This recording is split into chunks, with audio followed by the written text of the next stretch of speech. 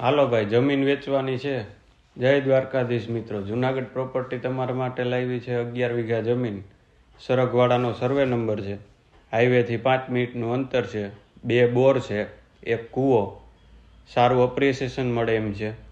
બાજુમાં રહેણાંક વિસ્તાર છે, પ્લોટિંગ પાડી શકાય. બાજુમાં ઇન્ડસ્ટ્રીયલ એરિયો છે, કારખાના માટે બેસ્ટ છે, પાર્ટી પ્લોટ વગેરે માટે બેસ્ટ છે. જમીનમાં 2 ઓરડી છે.